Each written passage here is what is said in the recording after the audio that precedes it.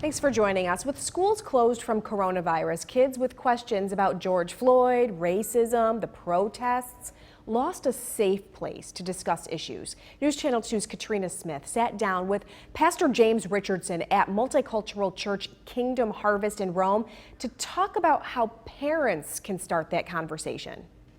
You have to be aware, you certainly have to be sensitive, depending on the age of the child, how much information you give and the manner of which it's given, but by asking questions and just finding out what they think. Ask, how do you feel about this? What do you think about that? And give them time to process. And it's important to reach our children because they are the future.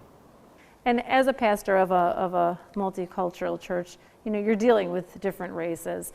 And of course, a conversation, with a white family might be different from a conversation that a black family has. And like you said, at different ages as well.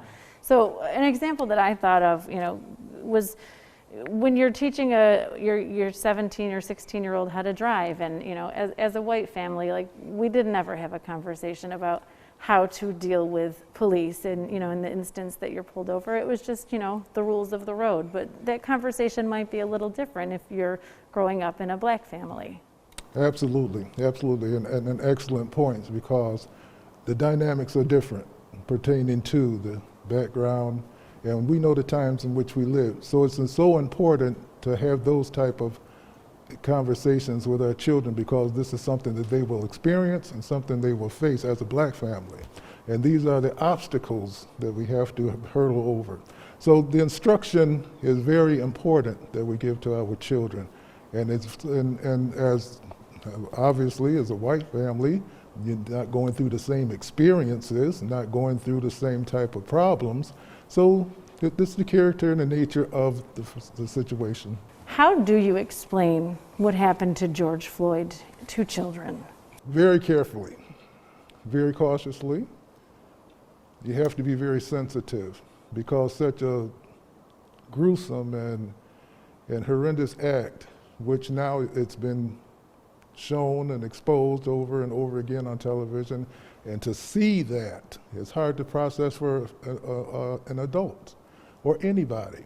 And so it's very, very important to be sensitive and to do it in a manner that will help them to understand that what was done was totally wrong.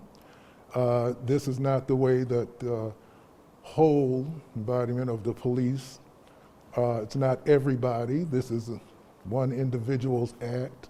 And so you have to deal with it and break it down. And certainly, again, according to the ability of the child to process their age. As teenagers, when you look and see that, you go through a array of emotions: anger, unbelief, shock, and then anger can turn into hate. And so you want to be careful not to move into the dark side.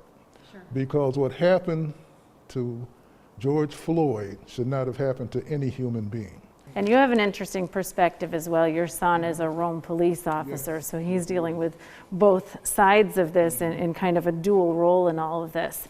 So coming up at 6, we're going to talk a little bit about that, about a dual role as a police officer and a black person in the community, and also about how to talk about rioting and what's happening in the aftermath of the death of George Floyd. Again, that's coming up at